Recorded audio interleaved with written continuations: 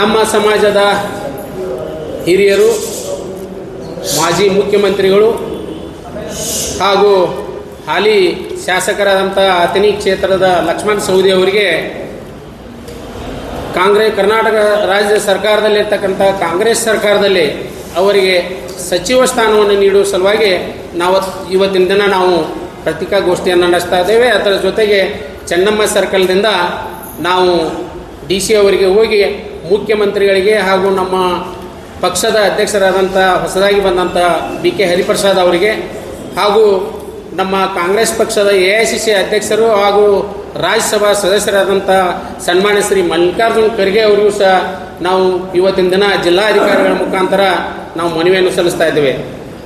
ಬಂಧುಗಳೇ, ನಮ್ಮ ಸಮುದಾಯಕ್ಕೆ ಇದರಲ್ಲಿರುವಂಥ ಕರ್ನಾಟಕ ರಾಜ್ಯದಲ್ಲಿ ಲಿಂಗಾಯತ ಗಾಣಿಗೆ ಇರ್ಬೋದು, ಕಲ್ಸೆಟ್ಟಿ ಗಾಣಿಗೆ ಇರ್ಬೋದು, ಪಂಚಿಮ ಗಾಣಿಗೆ ಇರ್ಬೋದು, ಹಾಗೂ ಸಜ್ಜನ ಗಾಣಿಗೆ ಇರ್ಬೋದು, ಕರಿಕುಲ ಹಾಗೂ ಬಿಳಿಕುಲ ಗಾಣಿಗೆ ಇರ್ಬೋದು, ತೇಲಿ ಗಾಣಿಗೆ ಇರ್ಬೋದು, ಜ್ಯೋತಿ ಗಾಣಿಗೆ ಇರ್ಬೋದು.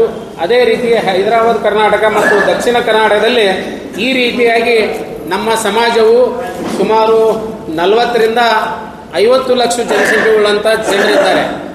ಆದರೆ ಒಂದು ದುರದೃಷ್ಟಕರ, ನಮ್ಮ ಕಾಂಗ್ರೆಸ್ ಪಕ್ಷದಲ್ಲಿ ಸ್ವತಂತ್ರ ಬಂದಾಗಿನಿಂದ ಇಲ್ಲಿವರೆಗೂ ಯಾರಿಗೂ ನಮ್ಮ ರಾಜ್ಯ ಸರ್ಕಾರದಲ್ಲಿ ಸಚಿವ ಸ್ಥಾನವನ್ನು ನೀಡಿಲ್ಲ. ಉದಾಹರಣೆಯಾಗಿ ಹೇಳಬೇಕಂದರೆ ಇವತ್ತಿನ ದಿನ ದಿವಂಗತ ನಮ್ಮ ನಾಯಕರು, ನಮ್ಮ ಸಮಾಜದ ಹಿರಿಯರಾದಂಥ ಸನ್ಮಾನ್ಯ ಶ್ರೀ ನಮ್ಮ ಜಮಖಂಡಿ ಮಾಜಿ ಶಾಸಕರಾದಂಥ ಸಿದ್ದು ನ್ಯಾಮಗೌಡರು ಅವರಿಗೆ ಮಾತ್ರ ಕೇಂದ್ರ ಸರ್ಕಾರದಲ್ಲಿ ಕಾಂಗ್ರೆಸ್ ಸರ್ಕಾರ ಸಚಿವ ಸ್ಥಾನವನ್ನು ಕೊಟ್ಟಿತ್ತು. ಆದರೆ ಕರ್ನಾಟಕ ರಾಜ್ಯದಲ್ಲಿ ಯಾವಾಗ ಕಾಂಗ್ರೆಸ್ ಸರ್ಕಾರ ಬಂದಿದೆ, ನಮ್ಮ ಕಾಂಗ್ರೆಸ್ ಸರ್ಕಾರ ಬಂದಿರುವುದಿಲ್ಲ, ಕಾಂಗ್ರೆಸ್ ಸರ್ಕಾರದಲ್ಲಿ ನಮ್ಮ ಸಮಾಜಕ್ಕೆ ಕೊಟ್ಟಿರುವುದಿಲ್ಲ.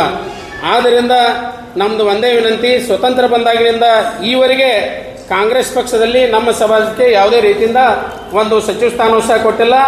ಮುಂಬರುವ ಸಚಿವ ಸಂಪುಟದಲ್ಲಿ ವಿಸ್ತರಣೆ ಆಗುವ ಸಂದರ್ಭ ಇದೆ.